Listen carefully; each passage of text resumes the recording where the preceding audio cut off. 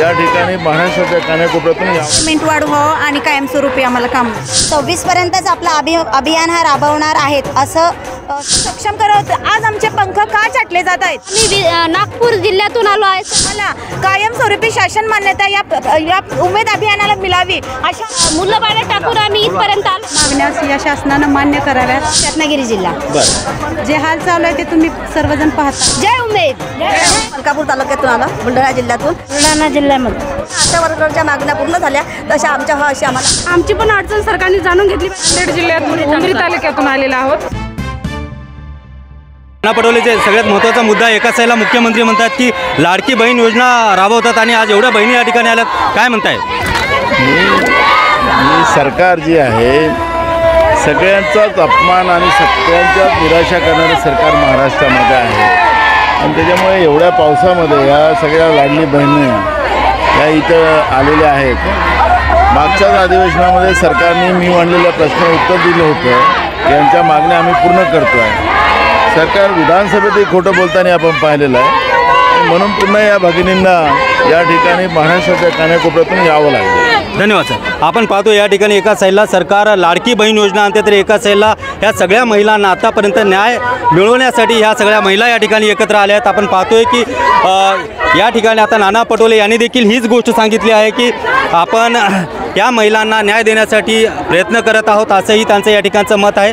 आपण पाहतो आपल्यासोबत सगळ्या या उमेदच्या महिला आहेत। विशेष म्हणजे उमेद एक शासकीय उपक्रम होता आणि तो काही दिवसातच बंद पाडणार या पद्धतीने ह्या सगळ्या महिला आज एकत्र आल्या आहेत। आपल्यासोबत उमेदच्या ह्या सगळ्या महिला आहेत। उमेदचे बरेचसे प्रकल्प महाराष्ट्रभरात राबवले जातात। उमेदच्या माध्यमातून रोजगार उपलब्ध केला जातो आणि आज विशेष पाहताय अगदी विधानसभेच्या निवडणुका जवळ आल्या आहेत आणि त्या पार्श्वभूमीवरती आपण पाहतो की एका साईडला सरकारने लाडकी बहीण योजना आणून महिलांना प्रोत्साहन देण्याचं दाखवलं, महिलाप्रती आपुलकी दाखवली, पण आज ह्या सगळ्या भगिनी या ठिकाणी आपलं आंदोलन घेऊन या ठिकाणी आल्या आहेत आझाद मैदानाच्या दिवशी आणि विशेष आज अधिवेशनाचा हे 11वा दिवस आहे। अधिवेशन देखील संपत आलं आहे। पाहणं गरजेचं आहे की यांना न्याय कुठपर्यंत मिळतो। काय वाटतं मॅडम, काय मागण्या आहेत तुमच्या?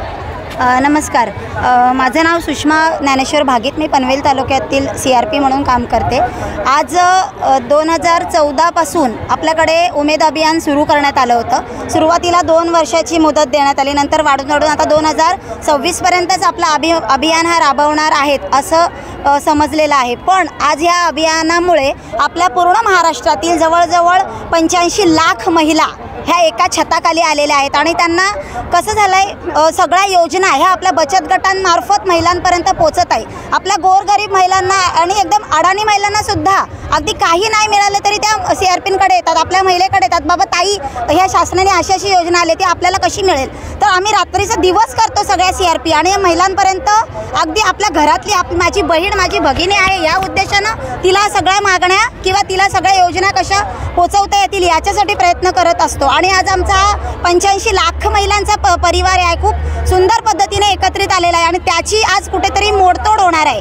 2 वर्षानंतर हा अभियान बंद झाला तर पूर्ण हे विस्कळीत होणार आहे। पण 2 वर्षानंतर अभियान बंद होते हे कशावरून सांगता तुम्ही? कारण आम्हाला सांगण्यात आलंय की तसं आपलं हे फक्त म्हणजे पूर्ण शासन मान्यता नाही आहे ना, मग 2 वर्षांनी मग आम्हाला पूर्ण कंत्राटी बेसवर न ठेवता आम्हाला शासन मान्यता द्यावी अशी आमची CRPंची सर्वांची मागणी आहे। एका ग्रामीण भागातील अशिक्षित महिलेला आम्ही जर सुशिक्षित करून तिला कर्ज उपलब्ध करून त्यांना जर आम्ही रोजगारापर्यंत आणि बचत गटाच्या मार्फत स्टॉल उपलब्ध करून त्यांना व्यवसायाच्या मार्गावर जर नेतो, त्यांना जर आम्ही सक्षम करत आज आमचे पंख का छाटले जात आहेत। आमच्या महिला सुद्धा CRP गरीब आहेत, त्यांच्या पंखांना उडान देण्यासाठी तुम्ही आम्हाला शासकीय योजनांची आम्हाला मागणी केली आहे की आम्हाला कायमस्वरूपी शासन मान्यता या उमेद अभियानाला मिळावी अशा आमच्या मागण्या आहेत। कारण या माध्यमातून ग्रामसंघाच्या माध्यमातून प्रभाग संघ हे कुटुंब खूप मोठं आहे आणि असंच हे वाढत जावं आणि कायमस्वरूपी ग्रामीण भागातील महिलांना आमचा साथ असावा आणि CRPने प्रत्येक वेळी त्यांना मदत केलेली आहे आणि त्यासाठी आम्ही सुद्धा झटत आहोत। जर आमचे पंख छाटत असणार तर काही उपयोग नाही, म्हणून शासनाने आमच्या मागण्या मान्य कराव्यात आणि आम्हाला शासन मान्यता द्यावत, उमेद अभियानाला शासन मान्यता द्यावत एवढी आम्ही सर्व CRP विनंती करतो। अगदी आपण पाहतोय या ठिकाणी की यांच्या घोषणाबाजी सुरू आहेत। या ठिकाणी सरकारने कुठेतरी ह्या मागण्या मान्य होणं गरजेचं आहे आणि त्यातल्या त्यात आपण सांगतोय की आज या ठिकाणी विधानसभेच्या निवडणुका तोंडावरती आल्या आहेत। या विधानसभेच्या निवडणुकीच्या तोंडावर आल्यानंतर शासन याकडे कितपत लक्ष देतं हे पाहणं गरजेचं आहे। आपण पाहतोय की आज आझाद मैदानामध्ये हजारो महिला या ठिकाणी एकत्र आल्यात आणि नाना पटोले यांनी देखील आश्वासन दिलं की हे सरकार महिलांसाठी फक्त घोषणा करते आणि घोषणा पूर्ण होत नाहीत। आज आपण आझाद मैदानमध्ये आलो तर आझाद मैदानामध्ये आपण पाहतो उमेदच्या हजारो महिला या ठिकाणी आल्या आहेत। विशेष म्हणजे उमेद ही सरकारची असणारी एक योजना आहे।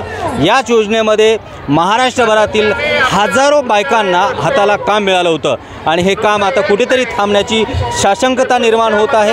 विशेष म्हणजे याच्यामधील बऱ्याचशा महिलांच्या मागण्या या ठिकाणी आहेत की यांचं मानधन वाढायला पाहिजे, यांना कायमस्वरूपी करायला पाहिजे। कुठून आलात आपण? सोलापूर करमाळा तालुका। काय मागणी आहे आपली? आम्हाला कायमस्वरूपी काम मिळावं आणि मानधनामध्ये वाढ व्हावी। तुम्ही कुठून आलात? करमाळा। काय काय मागण्या काय आहेत तुमच्या? आमचं पेमेंट वाढवावं आणि कायमस्वरूपी आम्हाला काम राहावं गव्हर्नमेंटचं। तुम्हाला आत्तापर्यंत किती राजकीय नेत्यांनी या ठिकाणी आश्वासनं दिले? आमदार साहेब आणखीन बरेच येऊन गेले, त्यांनी आश्वासनं दिली। पण काय वाटतं सध्या महाराष्ट्राची लाडकी बहीण योजना सरकार एका साईडला राबवते आणि तुम्ही देखील लाडक्याच बहिणी आहात, मग काय वाटतं? आम्ही सुद्धा लाडक्याच बहिणी आहोत, पण आम्ही पण काम करतो या गाव लेवलला। आमच्याकडे पण ते माहिती भरायला सांगितलेली होती गाव लेवलला बचत गटातल्या महिलांची, आम्ही ती भरतो या। पण आम्हाला त्या दृष्टीनं कामं किरकोळ भरपूर दिलेली आहेत, ग्रामपंचायतमधली वगैरे असे गावातल्या नवीन योजना राबवायला ही देते ती, मग त्या दृष्टीने पेमेंट पण कमी आहे। तुम्हाला पेमेंट कमी आहे, तुमची मागणी पेमेंट वाढची आहे का कायमस्वरूपीची आहे? कायमस्वरूपीची आणि मागणी पेमेंट वाढची पण पाहिजे आणि कायमस्वरूपी पण आम्हाला केलं पाहिजे। आणि अगदी म्हणजे लाडक्या बहिणीला एका साईडला जोपासायचं आणि लाडकी बहीणच लाडक्या बहिणीसाठी काम करत होती आत्ताच्या योजनेमध्ये, पण याच लाडक्या बहिणीला शासन न्याय देते का नाही हे पाहणं गरजेचं आहे। उमेदच्या माध्यमातून या ठिकाणी महाराष्ट्रभरातून हजारो महिला आझाद मैदानावरती आल्या आहेत। आझाद मैदानावरती यांचं हे आंदोलन सुरू आहे। विशेष म्हणजे उमेद हा महाराष्ट्र शासनाचा एक स्तुत्य उपक्रम होता, याच्यामध्ये महिलांसाठी एकत्रित आणण्याचं काम या ठिकाणी महाराष्ट्र शासनानं चालू केलं होतं आणि या उमेदच्या महिलांच्या आशा देखील उमेदित होत्यात। यांना वाटलं की आम्हाला सरकारच्या योजनेमध्ये काहीतरी संधी मिळावी, आम्हाला या ठिकाणी रोजगारी मिळावा, आम्हाला कायमस्वरूपी पण मिळावं, असं महिलांच्या मागण्या होत्या। काय वाटतं तुम्हाला? कुठून आला तुम्ही? आम्ही नागपूर जिल्ह्यातून आलो आहे सर। आम्ही काल सकाळी 6 वाजता आपल्या गावावरून निघालो, तर आम्हाला रात्री आम्ही ट्रॅव्हल्सनी आलो, तर आम्हाला आज सकाळी 7 वाजले इथे पोहोचायला। आणि एवढ्या पाण्यानं पावसाळ्यात आपले छोटे लहान मुलं बाळं टाकून आम्ही इथपर्यंत आलो की आमचे काही मागण्या पूर्ण व्हाव्यात आणि सरकारनं जाग याव्या। कारण जेव्हा निवडणूक आली तेव्हा सरकार आश्वासन देतो, फक्त आश्वासन नको आहे आम्हाला हक्क हवा आहे। जय उमेद। आपण पाहतोय की या ठिकाणी विदर्भातनं ह्या महिला आल्या आहेत। कुठून आलात आपण? आम्ही रत्नागिरी जिल्हा।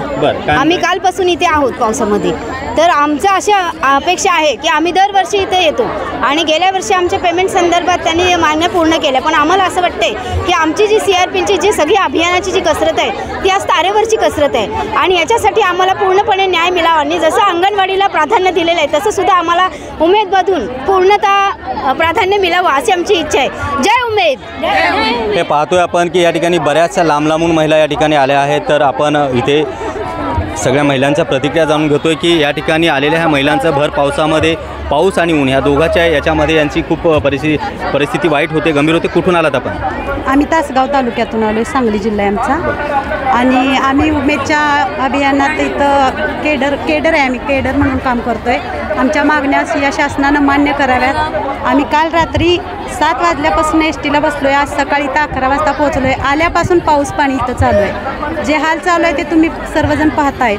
इथे प्रत्येक आमदार येत आहेत, मंत्री येत आहेत, फक्त आश्वासनच देत आहेत, पण आम्हाला लेखी स्वरूपात हे कुणीही द्यावं अशी मी या शासनाला विनंती करते। आणि आपण पाहतोय की या ठिकाणी शासनाचे प्रतिनिधी म्हणून या ठिकाणी काही येतात आणि आश्वासनं देतात, पण आश्वासनं पूर्ण होतात का नाही हे पाहणं देखील गरजेचं आहे। आपण पाहतो या ठिकाणी विदर्भातून देखील या ठिकाणी बऱ्याचशा महिला आल्यात, महाराष्ट्रभरातून महिलांनी या ठिकाणी हजेरी लावली आहे. आपण कुठून आलात? बुलढाणा जिल्ह्यामध्ये बरं नांदुरे तालुका. बरं, काय काय मागण्या आहेत आपल्या? आमचं परमनंट व्हायला हवं आहे. जे आम्हाला आश्वासन देत आहे ते आम्हाला त्यांनी लेखी द्यायला पाहिजे. आम्ही ग्रामीण भागात घरी जाऊन आम्ही आमच्या बचत गटाचे कामं बघत असतो. त्यांना योजनेचा लाभ मिळवून देणं, प्रत्येक महिलाचा व्यवसाय वाढवणं, त्याचा उद्योग वाढवणं ही आम्ही कामं करत असतो. आणि आम्ही पूर्ण शासकीय योजनेतून त्याला लाभ द्यायचं काम करतो. त्याच्या घरातल्या अडचणी जाणून घेत असतो आणि आमची पण अडचण सरकारने जाणून घेतली पाहिजे आणि आमचं ज्या मागण्या आहे त्या सरकारने अशा पूर्ण केल्या पाहिजे अशी आम्ही सरकारला कळकळीची विनंती करतो. अगदी आपण पाहतोय की या ठिकाणी देखील बुलढाण्यावर आलं. कुठून आलात आपण? आम्ही मलकापूर तालुक्यातून आलो, बुलढाणा जिल्ह्यातून. आशा वर्करचे जे कामं आहे, आयुष्यमान भारतचे कार्ड आहे ते आम्ही पुरे केले. सर्व आशा वर्करचे कामं आम्ही पुरे करतात. त्यांचं सगळे हे होते. आमची तारेवरचे कसं की आमचे सरला आम्हाला झोपू देत नाही, इतके आम्हाला कामं CRPने सांगतात. इथं आलं की आमच्या सर्व मागण्या पूर्ण होत नाही. जशा आशा वर्करच्या मागण्या पूर्ण झाल्या तशा आमच्या अशी आम्हाला आशा आहे. त्यासाठी आम्ही इथं आलेलो आहे. आम्हाला लाडक्या बहिणी म्हणतो तसं शासनानं आम्हाला प्रत्यक्षात लाडक्या बहिणी कराव्या अशी एक इच्छा घेऊन आम्ही इथे आलेलो आहोत. आणि खरोखर आमची इच्छा पूर्ण झाली पाहिजे या अपेक्षेने आम्ही इथून वापस जाणार आहे. इच्छा पूर्ण झाली. कुठून आलात आपण? सर, आम्ही नांदेड जिल्ह्यातून उमरी तालुक्यातून आलेलो आहोत. आमची मागणी आहे की 1800 रुपयापासून आम्ही कामं केलेले आहेत, तर आता आमचं मानधन 12,000 रुपये करावे यासाठी आम्ही नांदेड जिल्ह्यातून उमरी तालुक्यातून आलेलो आहोत. सरकारने कुठेतरी ह्या मागण्या मान्य होणं गरजेचं आहे आणि त्यातल्या त्यात आपण सांगतोय की आज या ठिकाणी विधानसभेच्या निवडणुका तोंडावरती आल्या आहेत. या विधानसभेच्या निवडणुकीच्या तोंडावर आल्यानंतर शासन याकडे कितपत लक्ष देतं हे पाहणं गरजेचं आहे.